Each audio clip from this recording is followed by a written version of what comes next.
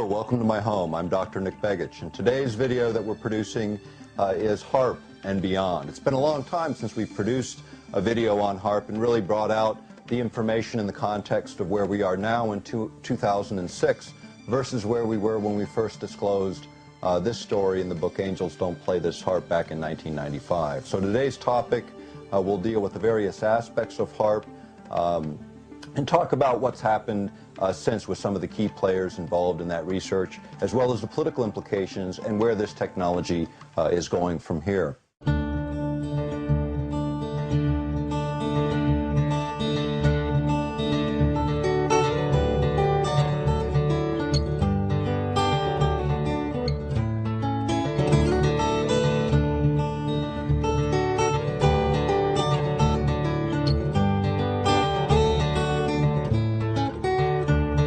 This may be the first time that you've seen a video or gotten familiar with any of our work, so I want to give you a little bit of background on me. I'm Dr. Nick Begich. I have a doctorate in traditional and complementary medicines. I come from a political family here in Alaska, second generation of political involvement here. I also have a background in education, being twice elected president of the Alaska Federation of Teachers and the Anchorage Council of Education. I've written 3 books, co-authored with James Roderick and Gene Manning. And am presently the executive director of the Lay Foundation on Technologies, which is involved in researching and educating the public on technology issues. And currently it's providing us a great deal of the research base necessary to produce this video and much of our work into the future. Welcome to my library. I want to start with a little discussion of the Lay Institute on Technology, Inc., which was set up as a Texas nonprofit corporation primarily to educate the public on the impacts of technology. And as a result of that effort and my work with Dorothy Lay, the founder of that foundation, we're able to continue to archive and develop material that's useful for research projects like this and many others. In fact, all that material now is posted on the internet at www.layinstitute.org. And if you go there and you look at the site, there's an area called EPI search, and that is our research index. And so if you go there, you can search any keyword. You can look up HAARP or climate change or radio or microwave or any of the words that are of interest to you, and you'll see every document that we've stored there on those archives available to the public in a way that makes it more useful in researching these issues. So take a look at that. It's useful in conjunction with this production today. But let's get back to the HAARP issue and where that issue began for me. HAARP started really with a very short segment, a little article actually in a magazine called Nexus, an Australian journal.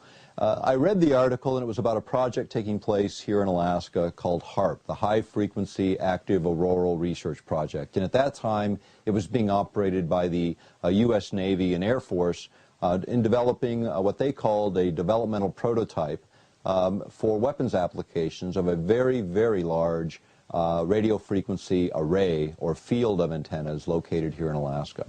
And so, what happened when I read that article is I looked at it and I thought, Alaska is a big place geographically, but when you think about it politically, it's very small. We have a small population. You tend to hear about what's going on, and virtually nothing had been reported in our local media regarding this project.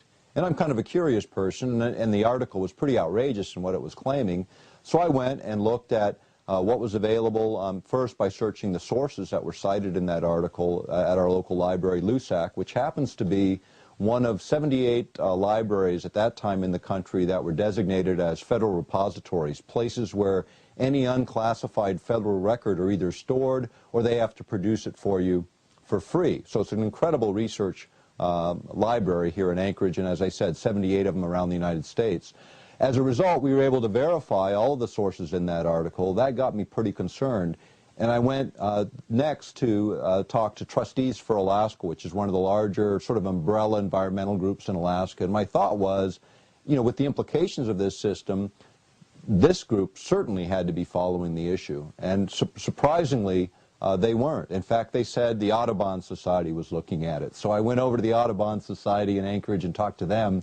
They had a very short file on the HAARP project, and basically what they were concerned about was the few hundred of acres of wetlands that were going to be disturbed and they were concerned about the flyway, where birds, migratory birds, were coming across that particular region. But those were their only concerns. There were much, much bigger implications to HAARP. Discovering that virtually nobody was following the issue, it seemed like a very, very important issue to me. And so what I did is I sent a large amount of material, including the technical specifications for the array, to a friend of mine, a physicist, who had the background to take a look at whether or not the claims on this facility were actually real and whether it really was a threat.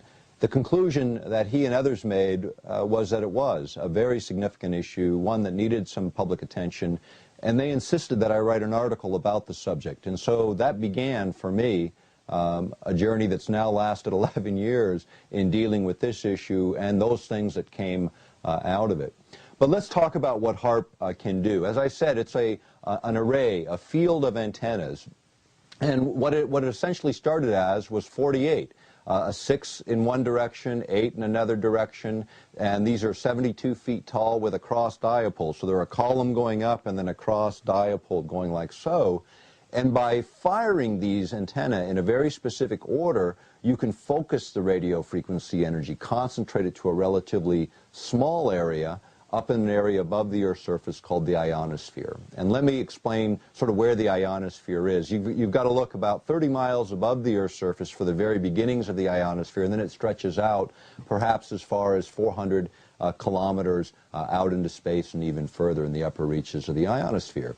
And it acts as an electrical shield, if you will, an energized area of our environment, so that cosmic radiations coming in from the sun and from space hit this layer, and it acts as a filter, filtering out particle streams that would make a life on planet Earth impossible without this.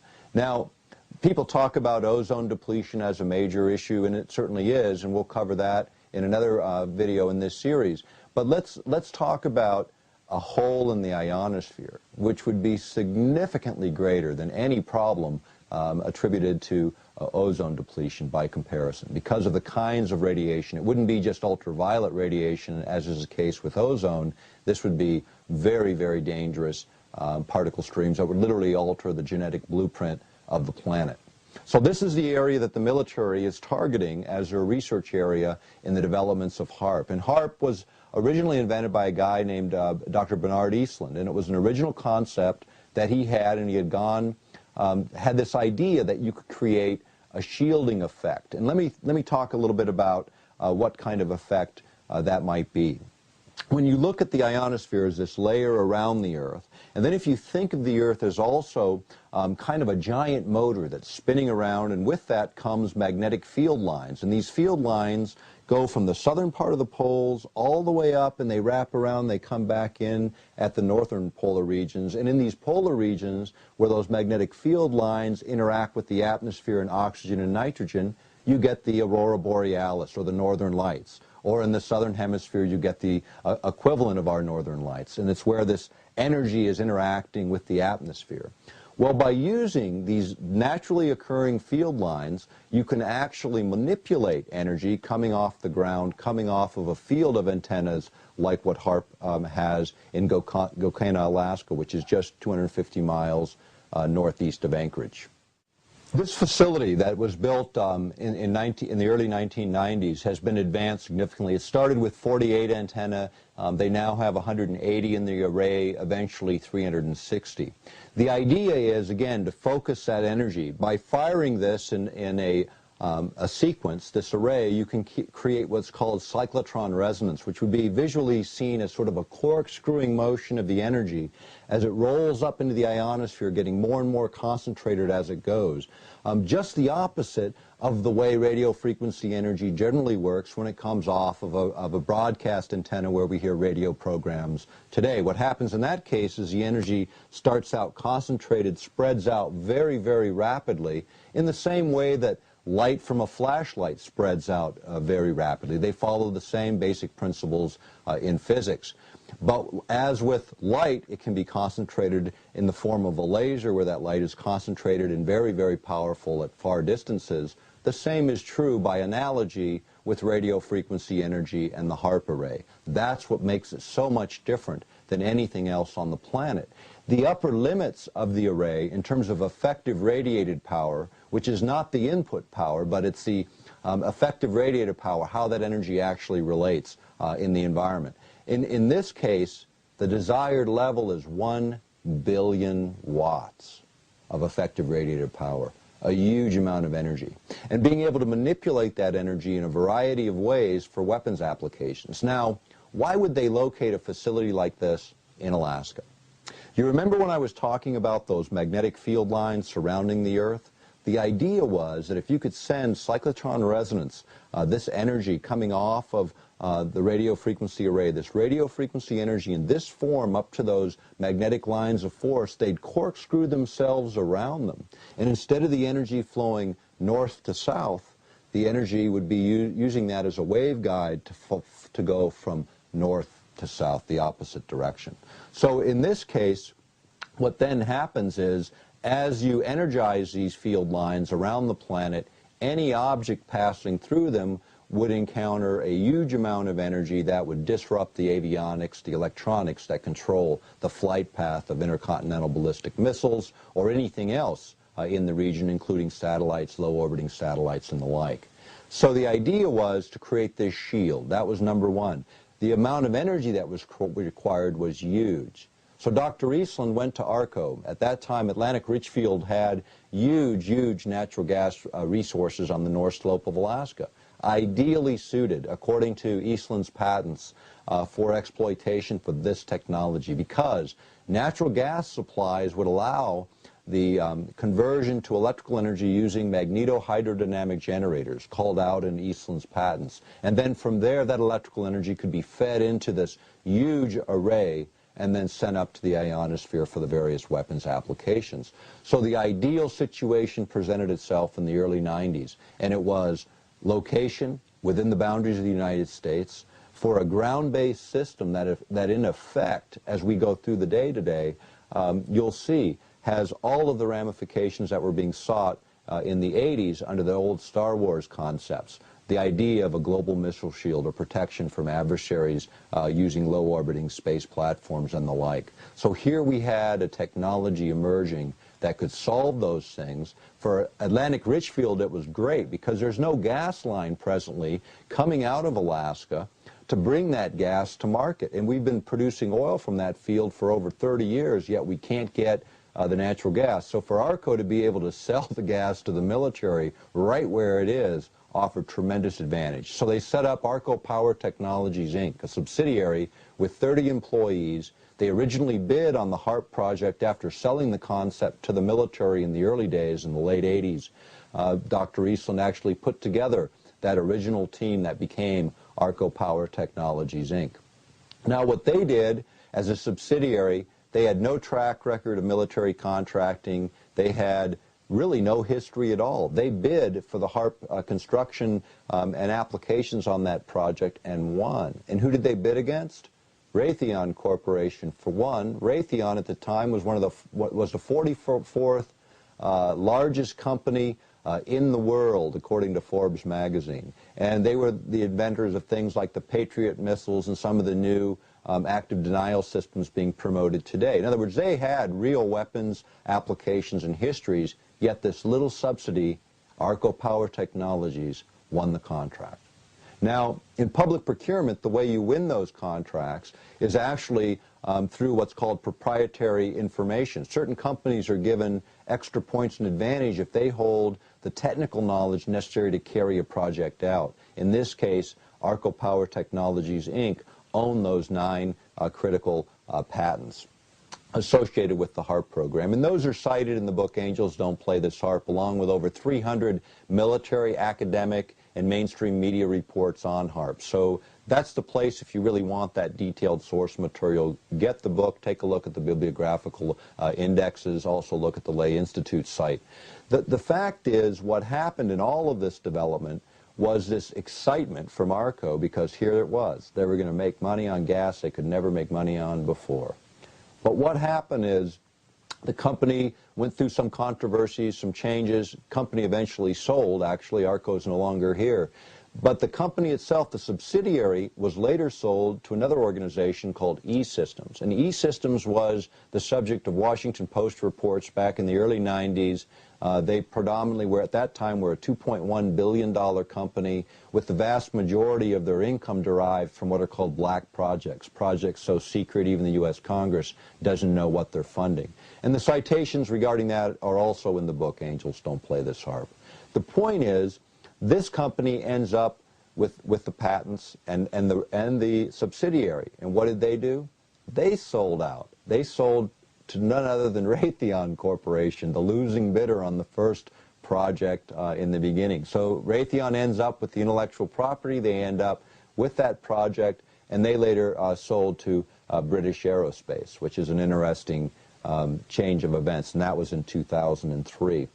The project also shifted in 2003 from the Navy and the Air Force over to DARPA, which is the Defense Department's research agency that deals with, again, very, very classified research and projects.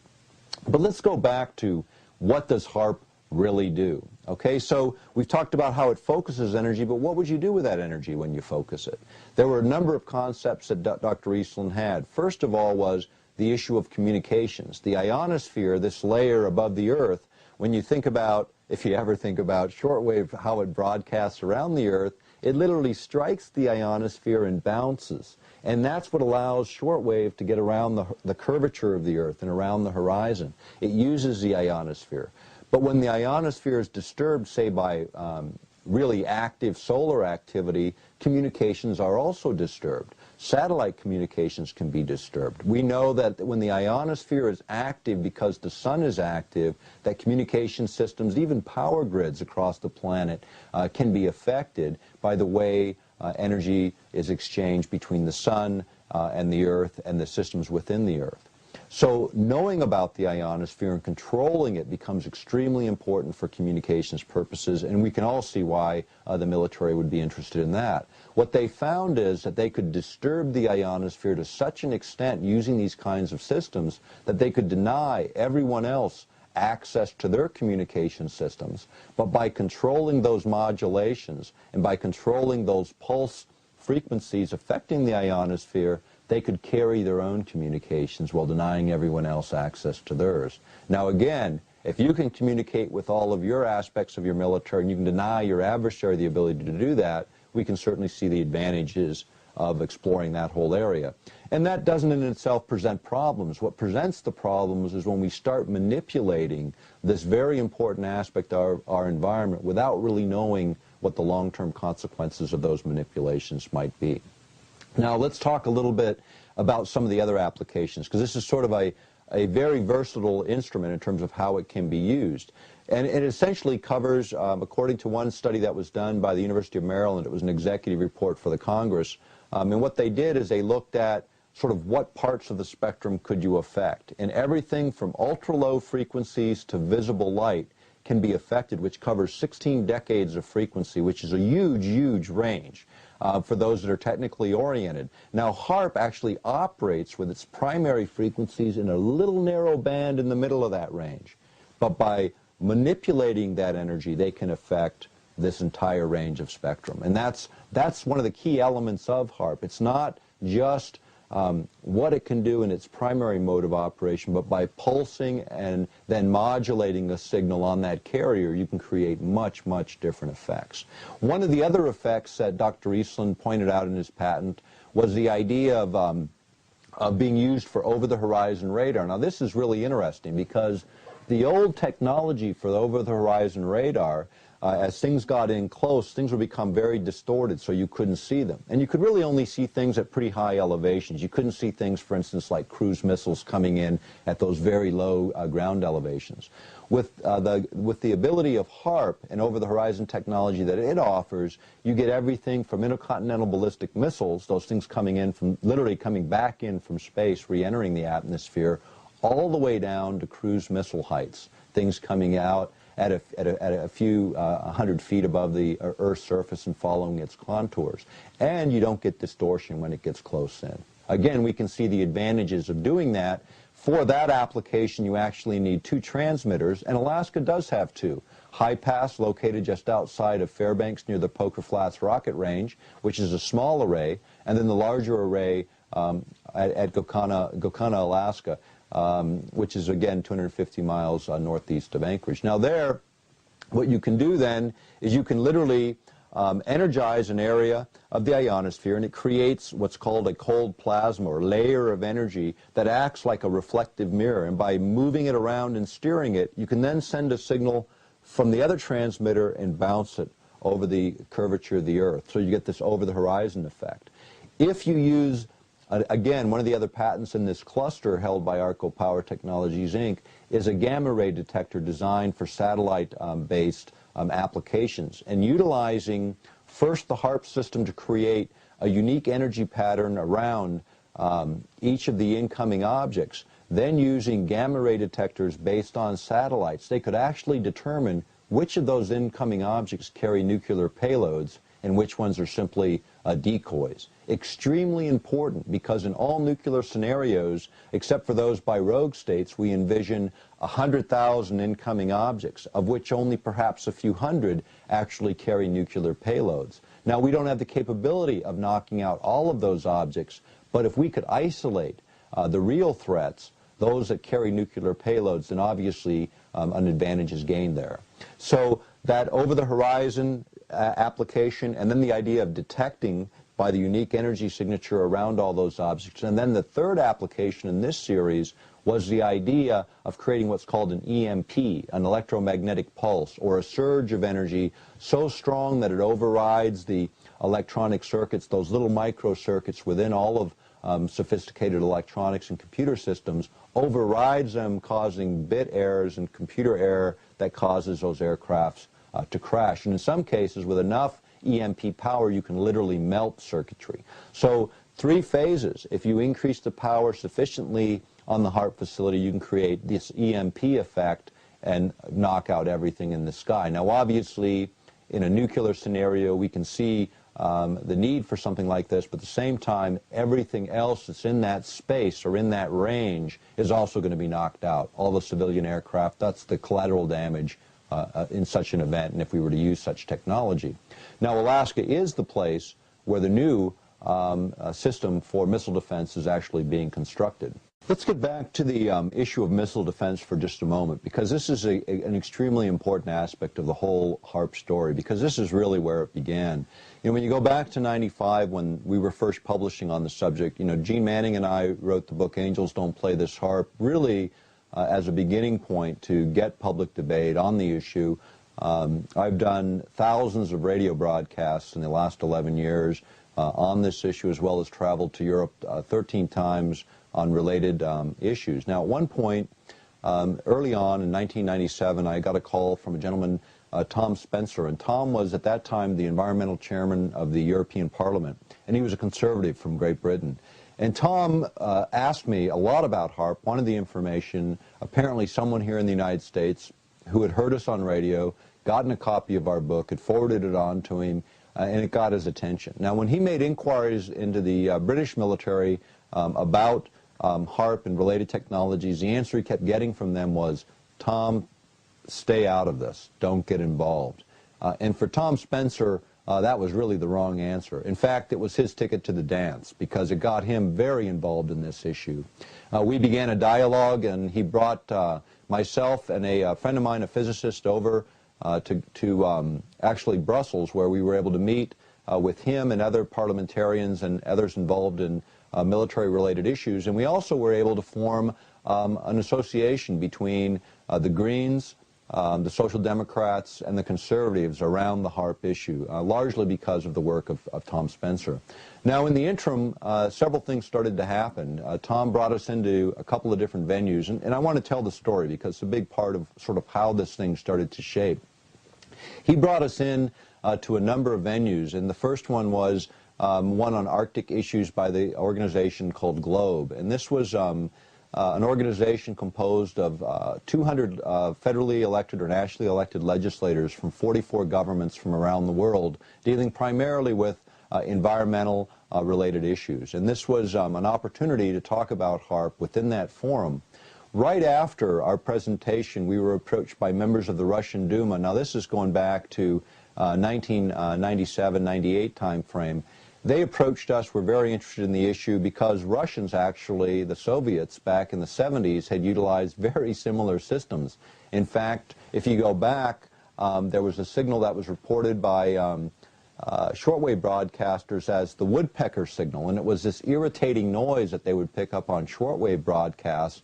They triangulated the positions back to 5 transmitters in the former Soviet Union that were responsible for creating those signals. Those were the early predecessors to HAARP, and we'll get back to that in a little bit. But in the European Parliament, Tom Spencer then became chairman of the Foreign Affairs Committee, the most powerful committee, or one of the most powerful in the European Parliament. He then was able to bring us back to testify in the Security and Disarmament Subcommittee of the Foreign Affairs Committee on the issue of HAARP. And what eventually happened is several sections were included in the European Parliament resolution on disarmament, specifically addressing the problems associated with HAARP. And what we were able to demonstrate there are many of the applications and uses by presenting non-classified military documents as well as the planning documents from the facility, and in tracing and showing the history of this facility. The Europeans acted, as did later the Russians in 2002 when they passed their own similar resolution. The problem, going back to that testimony in the European Parliament in February of '98, was one issue that we raised where they had strong objections. And we had said in that hearing that the United States would unilaterally abandon the ABM treaty, the Anti-Ballistics Missile Treaty with the former Soviet Union, considered one of the anchors in world peace globally by Europeans and our traditional allies as well as our adversaries. The idea that we would abrogate that without cluing in our traditional allies in Brussels and throughout Western Europe, they just couldn't accept. The fact is, we had said it would happen within a year. We were off by 3 months. It was 3 months later that the United States began their moves, which eventually led to the abandonment of that treaty. This was done under both the Clinton administrations and the Bush administrations. Even though Clinton had said he would never support this kind of move, he in the end, in fact, did. What happened then is a lot of concerns, because we were so right on in terms of our predictions of what was going to happen. We even gave them the rationale that the senior senator from Alaska, Ted Stevens, would use, which was, there is no Soviet Union, therefore there is no treaty. That's what he said on the floor of the United States Senate in the prelude to the abandonment of that treaty. This is a problem, and it has been a problem for our European allies, and probably was one of the most significant points of disembarking from a policy of cooperation, because when you think about it, they really should have been clued in. Parliamentarians should have been part of a dialogue that involves something so strategically important to them, our traditional allies, our NATO allies, the abandonment of a fundamental treaty. The other issue, going back to HAARP, that was raised in the hearings was this whole issue of how else would it be used, what are the implications environmentally, etc. And you know, we were supposed to have a 15-minute presentation. They actually gave me an hour and a half to present on these issues because of the ramifications of HAARP. They later issued a report that didn't just include the ramifications of HAARP, but all of these systems associated with it, and this whole direction in technology that's taking place today, of which HAARP is just a small part. But let's get back to some of the other applications of HAARP and some of the other things that it can do. One of the other applications that came up early on was the idea of what's called earth-penetrating tomography. Let me make that really simple. By analogy, it would be like X-raying the Earth, or looking into the Earth several kilometers or several miles deep to look at underground structures for mineral deposits, nuclear facilities, tunnels, mining facilities, all those kinds of things can be detected by earth-penetrating tomography. Now, the way that this would work with HAARP is really unique, and this is again going back to Dr. Eastland's patents. By sending this energy up, this focused energy up to the ionosphere, what they can do is they can pulse the energy, so it acts like a punch. So it's punching the ionosphere with this force that causes the ionosphere to vibrate in resonance, in harmony with this signal on the ground. So, for instance, in Norway, where they have one of these facilities operating, they were able to play Wagner, in a way that got the ionosphere to literally vibrate to Wagner, as an example. In the low frequency range, extremely low frequency range, the ELF range, it sends a signal back to the Earth, and ELF signals are very long wavelengths. And what they do is they penetrate the Earth and sea all the way through the Earth and sea. Nothing stops these ELF signals from penetrating. Unlike the shorter wavelengths, the millimeter and centimeter wavelengths of other communication systems, microwave systems, and so on, these don't penetrate very deep, so they can't get down to, say, submarines at depth. So the way we communicate with submarines around the planet is we use 14 to 26 mile long antennas buried under the ground that create these ELF signals. They're in Michigan and Wisconsin, and some out on the Aleutian chain and other locations around the world. What HAARP offered was a new technology that would literally change the ionosphere. By sending that energy up and pulsing it in, the ionosphere then acts as a broadcast antenna, sending back energy to the Earth in the ELF range at fairly low energy concentrations, approximately the same as what the Earth naturally produces. These signals penetrate the Earth, and their character is measured by instruments on the ground or low-flying objects that can then pick up these signals and then determine exactly what those underground structures look like. In MSNBC, right after 9/11, November 27th, 2001, there was an MSNBC report where they cited HAARP as a useful technology to use in Afghanistan for locating all of those underground facilities and the like. And the reason that they knew it would work in those applications is going back to 1995 and the congressional appropriations under the defense budget in that year. They appropriated $11 million to HAARP to test just that application under the caveat that if it didn't work for earth-penetrating tomography, or they didn't test that application, it wouldn't get any more funding. Now, they tested the application, and on a program on the ionosphere, on a show called Horizons, aired on BBC TV, a professor from the University of Maryland, Professor Papadopoulos, actually talked about the results of the earth-penetrating tomography tests with HAARP, where they were looking at underground mining facilities in the area surrounding Fairbanks, Alaska, and were able to determine with 99% accuracy the location of those tunnels when comparing them to the actual maps and surveys of those underground workings. So they proved the technology would work. If you go back to Atlantic Richfield, the oil company that started this whole project, you can see why they would be interested. I mean, if you get a whole profile of the entire North Slope regions of Alaska and other oil-producing regions of the world and know with certainty what's under the ground, great things for their perspective and their shareholders could be gained. In fact, an expert in this area was able to look at that idea, this earth-penetrating tomography issue, a guy named Brooks Agnew. Brooks Agnew is an interesting guy. He is a specialist in earth-penetrating tomography, and actually there's an article by him posted on my website at www.earthpulse.com. At that site, you can read the article in detail, but basically what he found is back during the 80s and 90s, he was doing work in earth-penetrating tomography for the oil industry. And what he was able to do is with 30 watts of power, which is nothing compared to 1 billion watts of effective radiator power with HAARP, but with 30 watts of power, he was able to get profiles of ground strata several kilometers deep. And he actually used this with a company that's now fairly well known, Halliburton. He went around to 9 states and 26 known drill sites where they actually knew exactly what the ground strata was and the oil and gas grades that were there. And Brooks Agnew, with his technology, earth-penetrating tomography, was able to determine with 99% accuracy not only the ground strata differentials, but whether there was oil and gas in the ground and and the quality of those oil and gas deposits. That is an incredible technology, considering that the method of use was not disturbing in terms of natural systems at those very low power levels. Yet, when you think about oil and gas, those are public resources. Having certainty about where to drill and what to do would certainly change the dynamics of how the industry competitively fought for those resources, and would have huge implications in the economies of the world. But the point of the matter is that technology is not being used for mineral exploration today. It's being used primarily for military applications, as is the case with HAARP. The question in my mind has always been, Did any of these guys, under any of these transfer agreements, did the oil companies retain rights? Did they keep rights so they could utilize that data in the future? Why isn't the U.S. government utilizing that data for isolating oil fields within the United States and other places? It's a good question, and one that still remains to be answered.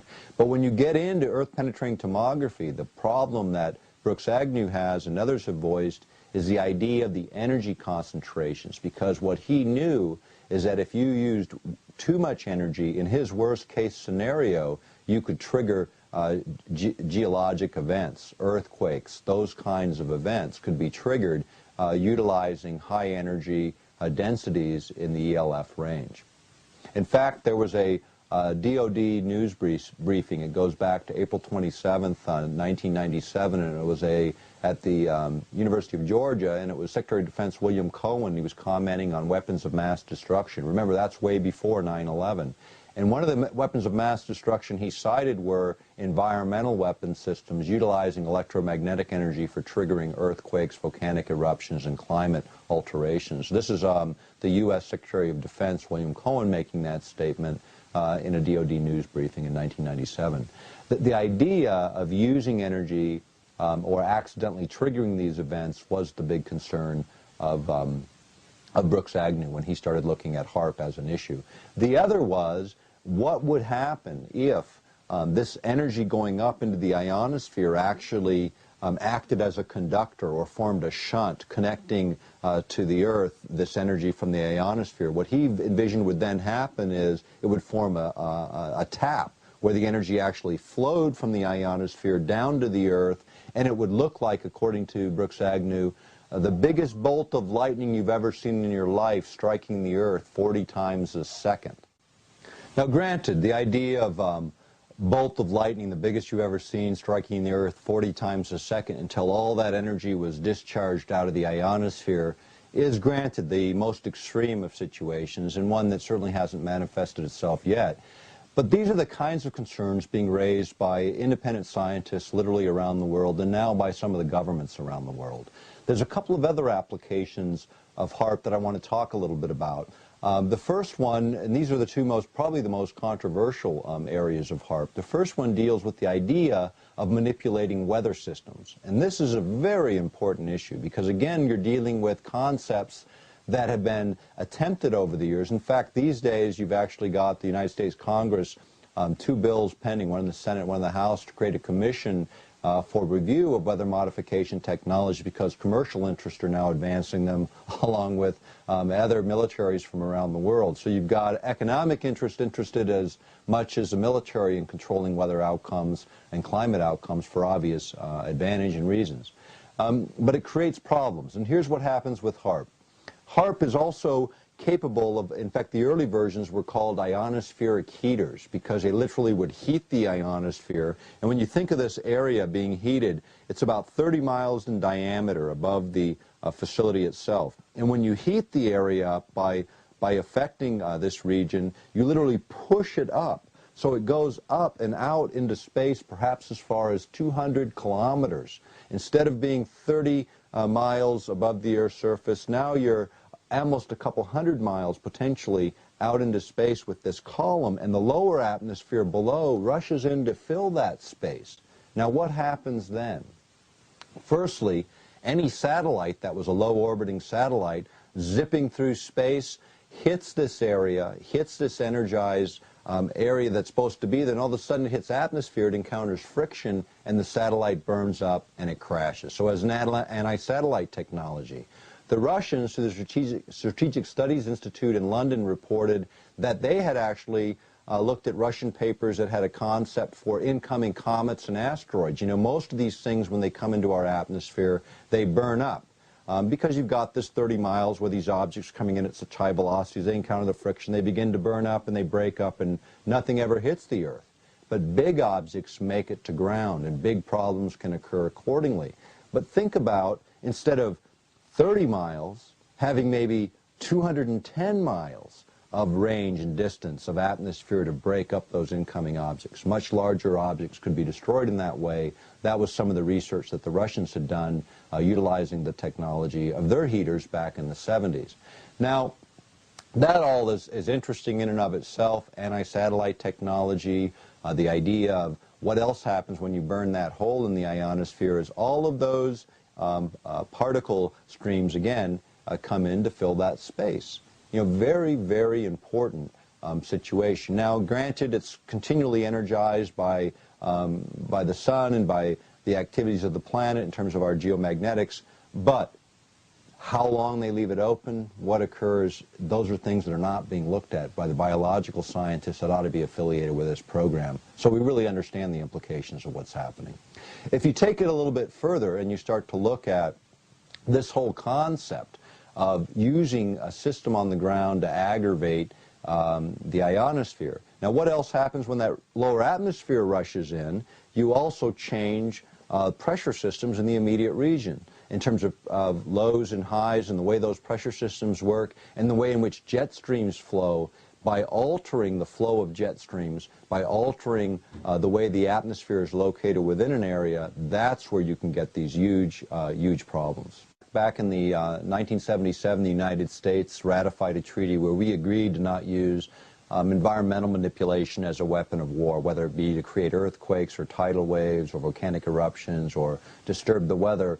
All of these things were restricted under that treaty when they involved national boundaries or crossing national boundaries. Like most U.S. treaties, the exemption is for domestic use. The treaties we sign with all these other countries have a clause within them that allows use of the technologies that might be forbidden against another country to be used within the boundaries of your own country. The Chemical and Biological Treaty is a good one as an example. Russia being a signatory to that treaty, yet they used gases within the conflict with Chechnya when they had a bunch of people being trapped in a movie theater. You may remember this. They pumped in a gas that was supposed to knock everyone out so they could go in and take care of the terrorists and free the hostages. And in fact, over 100 people died from the asphyxiation. That particular gas would have been forbidden in an international conflict across outside of the sovereignty of Russia. But again, these treaties do not have parallel legislation that goes up alongside of them that says, hey, if this is good enough for our adversaries, it's good enough for us. And really, we need that parallel legislation. Every time we sign a treaty, there ought to be a domestic law going right up alongside it. The environmental modification treaties were no exception. We continued our experimentation within the United States. The idea now that we can modify weather to large degree is something that's not just unique to the United States. The Russians, through private companies, have offered, according to New York Times articles, have offered that service to other governments to help with weather-related problems and issues. The idea also, the last three Secretaries of Defense, including the present one, have all called for the abandonment of that environmental treaty, primarily because the technologies have advanced to the point where controlling the environment for warfare applications becomes incredibly useful. Also for waging covert warfare. The idea of denying a country its rainfall for its agricultural production at the same time you have an embargo ongoing would be the kind of act of war that you could plausibly deny and yet have a devastating effect, even a greater effect than the traditional bombs and bullets. And this really gets into the essence of what's behind HAARP and technologies like HAARP. It's what the military now calls the revolution in military affairs, or they refer to it as a revolution in military and political affairs because of the way these things interrelate. What makes governments powerful today in the world is, in fact, their command of technology. If you look around the world, those governments with the highest technology are those that dominate the world scene. So technology becomes important for all of us to at least have conceptual knowledge of some of these projects, including HAARP. But HAARP is just one of many, many projects. And as we took this issue on, there was an underlying problem as well. Some of the things that were developed by the inventor, ideas that should be explored, were being ignored because military had no interest. A good example was Dr. Eastland had this idea that using radio frequency energy, you could actually trigger chemical reactions in the upper atmosphere, which in fact you can. I mean, it's well known. But what you can do by triggering these reactions is you could actually create ozone. In other words, if ozone depletion is truly a problem, here you have a system that can replenish ozone utilizing known laws of science. Likewise, knocking out particular pollutants, again by understanding their interactions with radio frequency energy to be able to neutralize pollutants in the environment. None of these things are being looked at, and yet they offer huge potentials. I've had lots of conversations with Dr. Eastland over the years, and you know, he's got a much different view. I mean, he's a senior scientist, an outstanding physicist on the world scene. His concepts today for advancing energy systems and ways to really free people and utilize his science not for our destruction but for its enhancement. And I think that's where lots of science gets misused when those using it are only seeing certain applications. But let's get down to the most controversial issue dealing with HAARP, which is the physical effects on human health. And I want to get into the ELF effects because this is extremely important. And there's another video in this series on mind control which gets into this idea of being able to be overridden by radio frequency energy from the outside. And this is what we know from the research. If you go back to the mid-1980s, there was a document called Low Intensity Conflict in Modern Technology. It was produced at Maxwell Air Force Base, and it has a section in it on electromagnetic weapon systems where it gets into a whole discussion of what was possible. If you even go back further, you got to go back to a book called Unless Peace Comes, published in 1969. Within that is a chapter called How to Wreck Your Environment. And the reason it's an important chapter, that's before Earth Day, you know, that was later in the 70s, so you could get away with a chapter like that. But nonetheless, the guy that wrote it was a guy named G.F. Gordon MacDonald, and he was a full professor at UCLA and a science advisor to President Johnson when he was in the presidency. And he had written back then that if we could ever figure out how to electronically stroke the ionosphere in just the right way, we could return a signal to the Earth that would literally manipulate the behavior of people over huge geographic areas. That was G.F. Gordon MacDonald's ideas going back then. But in 1969, we didn't have a way to electronically stroke the ionosphere and create that kind of returning signal. Later, in a book by Zbigniew Brzezinski, it was a book called Between Two Ages, and in this book is a reiteration of G.F. Gordon's ideas about, again, being able to electronically stroke the ionosphere and return a signal to the Earth. In this particular book by Brzezinski, and Brzezinski, for those who don't remember, he later became National Security Advisor to President Carter. At the time he wrote the book, he was a professor and researcher at Columbia University. But here's this idea. Now, how do you electronically stroke the ionosphere? That's exactly what HAARP does. But what kind of signal returns is what's relevant. And here's why. When you think about energy, most energy passes through us, and we have huge amounts of radio frequency energy passing through us right today. You know that nature creates a certain amount of radio frequency energy that has always been here, but man creates 200 million times more radio frequency energy than what nature creates. So that surrounds us. We're literally surrounded in that soup, and that's just radio frequency energy. When you think of that whole electromagnetic spectrum, there's a whole lot of other energy that man's created that surrounds us as well. But the human body is really unique. It's like the ultimate tuner. Most energy passes through us like static between the stations. You know, when you're going through the radio stations and you're looking for that favorite channel, it's when resonance occurs between the receiver and the transmitter. That thing sending the energy, the radio station, to the radio receiver. When they're in harmony, you get a nice clear signal and you get your station. The same is true by analogy within the human body, and this is what the military research has shown, is that you can affect everything down to a molecular level if you understand enough about the physics of the body and the math of radio frequency energy's relationship to it. You can manipulate radio frequency energy to affect the body. And this is what they did actually in a study sponsored by the Air Force. The study was at the University of Utah. It was completed in 1985, and it was under the auspices of the Science Advisory Board to the Air Force, and it produced what's called the Radio Frequency Dosimetry Handbook. Simple language, it's the dosages of radio frequency energy necessary to override every vital organ of the body, including the brain, whether it be the liver, the kidneys, the heart, the lungs, to interfere with their natural performance as a weapon or weapon application.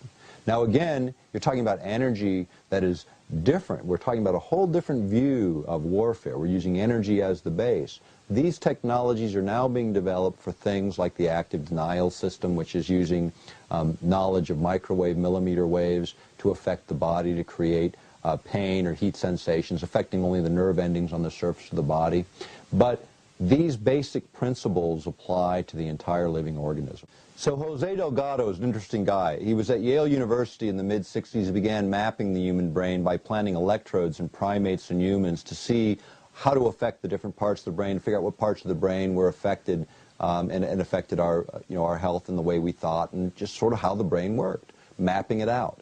Well, by the mid-80s, he had figured out a lot of other things. He found out that not only could you map the brain, but you could stimulate the brain. And so starting in 1969, he'd put the implants in, and there's a famous image of him with the charging bull, and he throws the switch of a radio transmitter, and the bull stops right in its tracks, right in front of the guy. And in this case, he used an implant that affected the bull in a way that caused it to stop.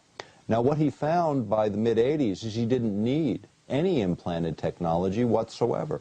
All he needed was radio frequency energy, modulated and pulsed in just the right way to carry a signal. And what they found is it took only 1/50th of what the Earth's natural radio frequency energy level was to affect us dramatically. And with the case of primates and humans, making them lethargic or passive, almost asleep, to highly agitated and awake, back and forth, like throwing a light switch, on and off, on and off. No implants, no physical contact, using radio frequency energy, 1/50th of what the Earth naturally produces. HAARP, in its Earth-penetrating tomography mode, will produce 50 times more energy than is necessary to override normal brain function, according to the research at Yale University and the research conducted by the Air Force and Navy in all of those projects that we cite within our published work. Now, when you think about the idea of manipulating brain activity, you can do it for all kinds of different reasons. I mean, it can be an accidental side effect, which is what the military says is the case with HAARP. But the question of side effect or deliberate effect really takes us back to this issue of human manipulation. Is it possible? And let's talk about that a little bit more in depth.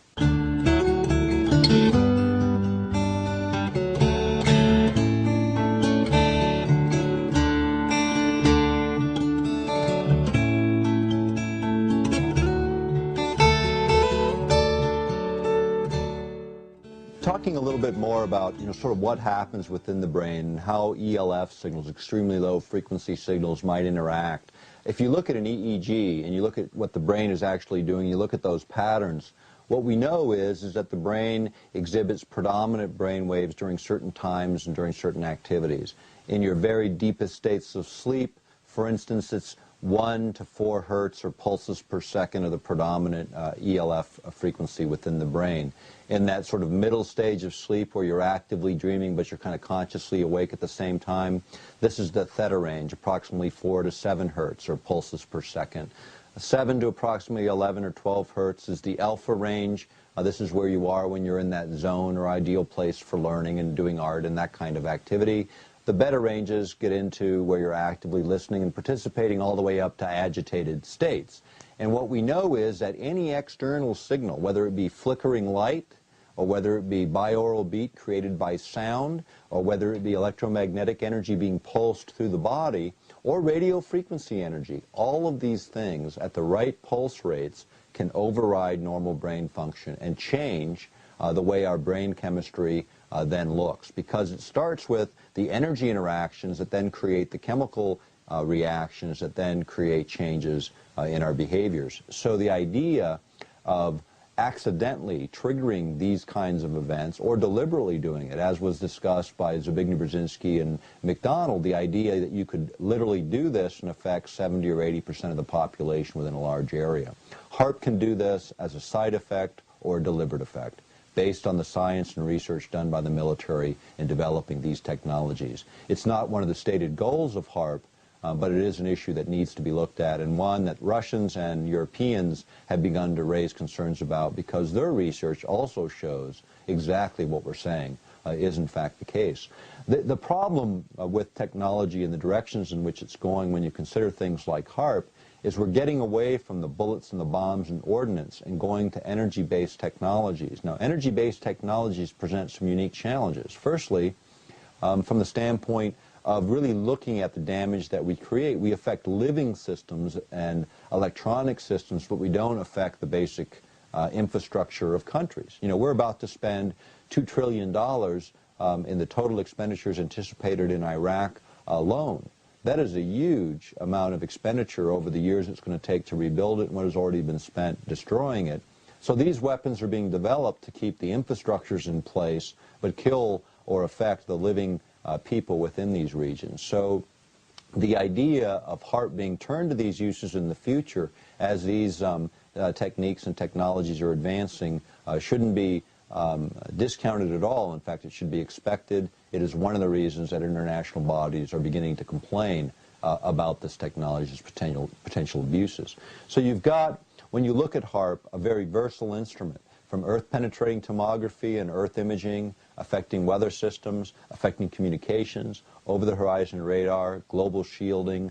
All of those applications, for obvious reasons, people can see strategic advantage. However, again, when you're dealing with literally connecting a machine on the ground to a component of the environment with the expressed intention of manipulating the environment for weapons applications, that concept alone deserves significant international discussion.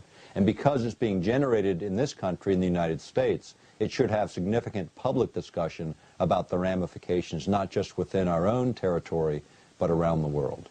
And that's what's missing from much of the HAARP debate. Now let's go back for a minute to the work of Dr. Ben Eastland. You know, when he originated this concept, it was a long time ago. You know, you're now going back to the late 1980s and the 1980s through the early 1990s. You know, technology's advanced dramatically since then. And Dr. Eastland hasn't just been sitting around either. You know, he's got other projects he's been working on that are quite interesting. And one of those recently, in fact, in October of 2005, he presented a paper at Penn State on weather modification utilizing gravitational waves. Now, what's important about this paper, extremely important about this paper, is that it talks about being able to modify weather using 1,600 times less energy than was anticipated for weather modification applications using HAARP. In other words, 1,600 times less energy than was once thought to be needed. It's now understood by him as a physicist in a major university presentation to be possible. Now, when you think about weather modification, one of the other things that happened with Dr. Eastland is he was invited by the European Space Agency to do a paper on weather modification utilizing the HAARP systems. That was completed in 1999 and presented for peer review at a major space expo in Europe. Coming off of that paper, FEMA and NASA contracted with Dr. Eastland to prepare a paper utilizing space-based technologies, satellite-based technologies for weather modification applications. And one of the things that he saw and that he mentions in both these papers is, for instance, being able to affect tornadoes. And the idea of tornadoes, you know, you have a warm front coming into contact with a cold front, and when they come together, you get a shearing force that causes that twisting action where you get the tornado formation. So the idea of Eastland was if you could heat the cold front sufficiently that when these two fronts connected, you didn't get that energy differential to create that tornado formation, you could essentially knock out tornadoes. The problem is, of course, if you miss and you heat the already heated area so that there's even a greater differential when it encounters the cold front, you have more energy available to create even a more destructive tornado. The fact of the matter is, other governments around the world have taken this very seriously, including our own, and has invested a significant amount of money to look at how to, in fact, affect these things. Remember a few years ago, back during the Clinton administration, actually, there was a tornado that whipped through Oklahoma City, and Clinton showed up, and there was a press report that talked about him saying, don't worry, eventually we're going to figure out how to knock out the energy of those tornadoes, and these won't ever hurt civilized cities again. Well, you know, that was the same city where Ben Eastland at the University of Oklahoma did his computer modeling to figure out how to knock out the energy in those tornadoes a few months before. So what Clinton was actually saying was based on the scientific evidence that had been produced in that very same city just months before. The idea of weather modification continues to be of major interest, again, as we advance this revolution in military affairs, which is this concept of warfare emerging here in the beginning of the 21st century and at the end of the last century. Now, that concept essentially came from a paper written in 1989 by the U.S. Army War College, and it was a paper that was called The Revolution of Military Affairs. And what it said is that the technology was changing so dramatically. They equated it with the change that happened when gunpowder was introduced to Europe in the Middle Ages, or when atomic weapons were introduced in the middle of the last century. That's the kind of revolution taking place today, using energy as the base of the science. Not bullets and bombs, but speed of light technologies, from high-powered lasers to particle beams to HAARP systems. These are the systems of the 21st century, and here's what we have to consider. When you're using energy discharges, like for instance in an anti-ballistic missile arrangement where you've got incoming missiles, you know, here in Alaska, we've become the place where they built the new missile defense system. So they've installed in underground silos interceptors. You know, literally bullets to hit other bullets, flying at us at about 30,000 miles an hour in re-entry speeds. They're going to try and pick those off, and in most of the tests so far conducted, they failed. The reality is they won't use conventional warheads to knock out these craft. They're going to use space-based laser systems that are being developed, other energy-based systems. And the reason we know this is because you have the ability to, number one, target with precision. These weapons, when they fire a laser or a particle beam, they travel at the speed of light, 186,300 miles per second. That can literally go around the planet 7 times with time left over in less than a second. So being able to target, say, an intercontinental ballistic missile, you'd literally be able to knock it out of the sky before it ever left the launch pad with this type of technology. That's where missile defense is going in the 21st century. The interceptors are the party line for the public. The reality is these other systems are advancing. The Department of Energy has owned patents since the late 1980s that are cited in the book Earthrising the Revolution, which I wrote with James Roderick a number of years ago. The fact is they've had the technology, they're advancing the technology. HAARP is a part of this advancement, this revolution in military affairs. The other thing that's happening, and where the HAARP issue starts to cross over, is the idea of affecting our physical bodies, affecting our health or our mental states.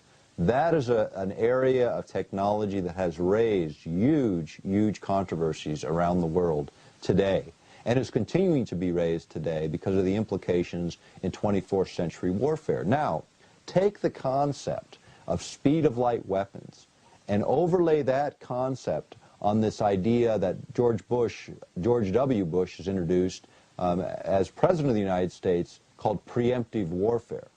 This is the concept of figuring out who your enemies are before they know they're your enemies and wiping them out.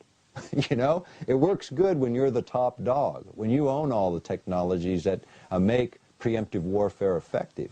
But in the advent of speed of light weapons, weapons that discharge instantly where there is no time to react, is preemptive warfare a concept we want to introduce to the world scene today? China, the largest industrial power emerging on the planet, 13% growth per year consistently, 11 to 13% growth per year, building the largest industrial base, dwarfing the Industrial Revolution of the West of the last century. They're going to be capable of developing these very same technologies.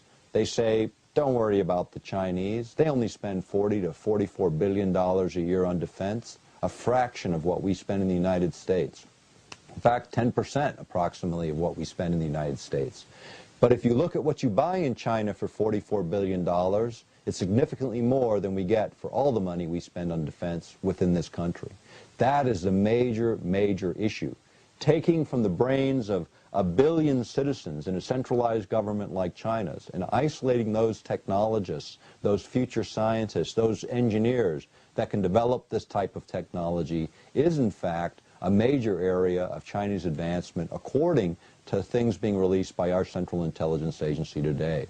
Articles that have appeared in Russian military journals and other journals indicate that they are moving along the same path that we are with as much speed as we are. The problem is, again, the ideologies behind the technologies, whether it's the Chinese, government, the Chinese military, or whether it's the United States government. Whatever the value systems that drive our technology, they should come from the people and spring forward. That's the nature of democratic republics. That's the nature of democracies. That's what's missing in the evolution of military technologies around the world today, including the United States.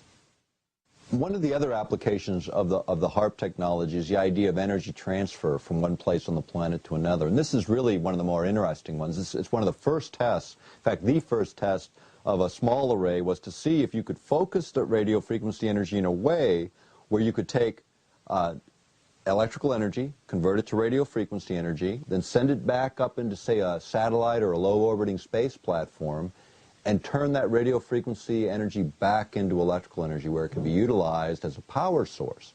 Now, why this is important, as a power source, if you think about it, low-orbiting space platforms, if you could put these low-orbiting space platforms around the planet to utilize energy-based technologies like space-based lasers, you could get closer to your targets, but you have to have a fuel source. You can't just keep sending shuttles up there with energy. You have to be able to get the energy to those low-orbiting space platforms. And what they figured they could do with HAARP and systems like HAARP is keep energized space platforms for up to 10,000-hour missions. So literally, indefinitely, keeping objects afloat by continually feeding them the necessary energy they need to recharge and maintain their power levels.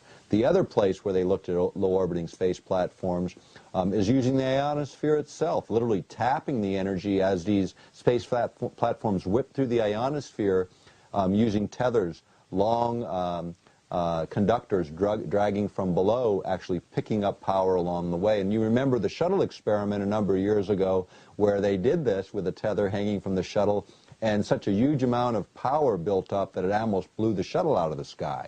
The reality is these are all ways of looking at energy-based warfare systems, something that we haven't had in the past. In the 1980s, during the first of Star Wars, these were discounted because you couldn't stabilize satellites to, for instance, fire a laser.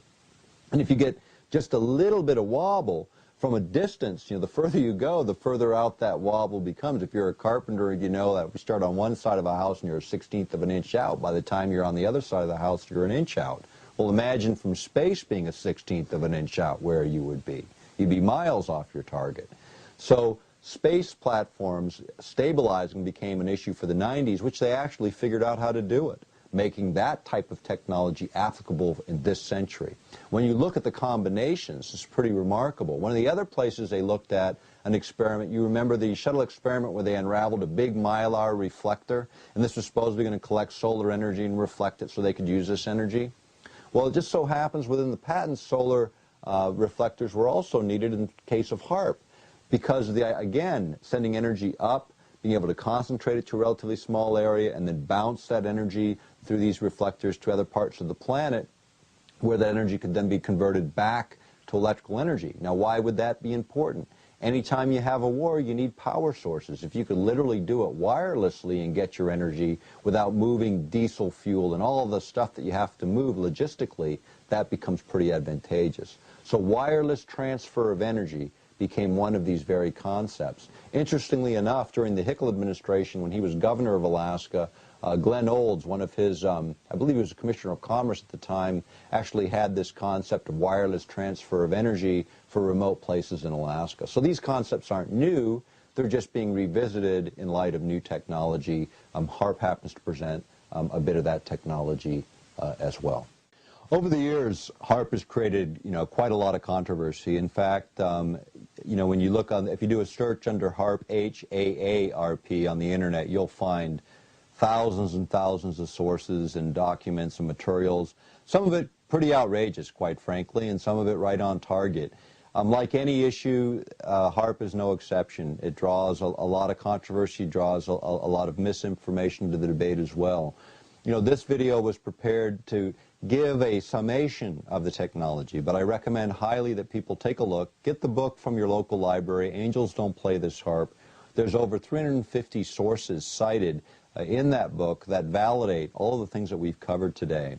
Take a look. When you're looking at these kinds of issues, big issues that can literally change the face of the planet, look deeper. Make sure that the facts are there. Make sure the information is there.